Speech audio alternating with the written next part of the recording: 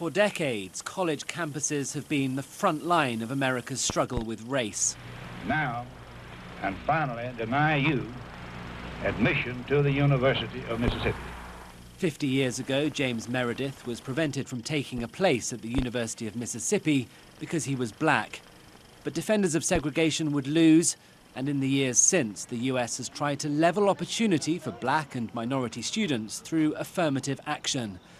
And that has helped campuses like this one at the University of Maryland better reflect the racial mix of America. It's always been contentious, but is its role now redundant?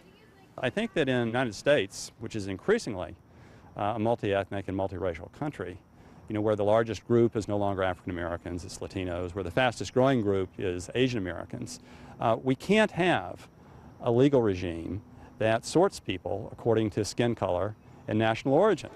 And critics hope Abigail Fisher's argument persuades the court to pass a sweeping judgment that strikes down affirmative action.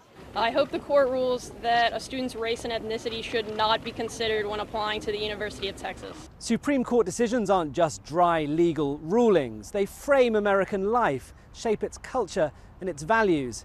It was only 60 years ago that the court ruled that segregated schools for blacks and whites were unlawful. Now, the question is whether colleges and universities can consider a candidate's colour in their admissions.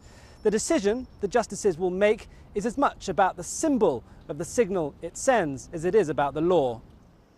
In a break between their research and exams, students at Maryland wrestled with the role somebody's race should play in university admissions. There's definitely still discrimination in America, but I don't think the way that affirmative action is implemented now is really addressing that discrimination. People with disabilities face as many challenges and possibly as much discrimination as any other minority group, and yet we're completely ignored by affirmative action.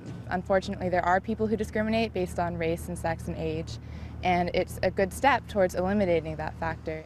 The university says affirmative action is a useful admissions tool in keeping the campus diverse, but denies anyone is given a place here solely because of their colour. Race is just one of the many, many diversity factors that are considered here in the admissions process. What will the impact be here of the Supreme Court ruling that affirmative action is unlawful? We would sort of gather ourselves, review our situation here at the university, and then try to find ways to be able to ensure that our students here have a really good, diverse experience for their own sake.